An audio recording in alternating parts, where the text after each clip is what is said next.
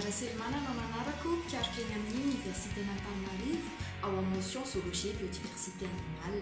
Ny tanalahy sy ny tarondro na caméléon no biby mandalo mangatsiaka raha tena mahasarika indrindra ary anaovako fikarohana hatramin'izao.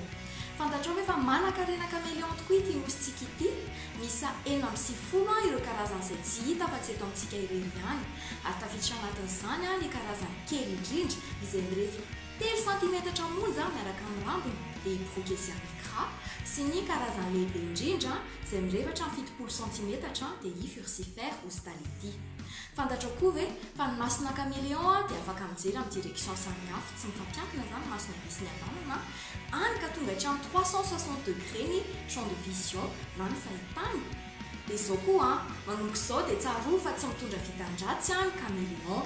Tsy mitsoka anaty maso ihany koa izy ary tsy mampajamba ary nantsika izy ireny ary tena mahasarika mpizahatany ka nahoana ny isika tompony indray no tsy tia siaro azy dia izay ary nazoko nizaraina tamin'ny Happy Place androany dia misaotra betsaka antsika rehetra ny aina.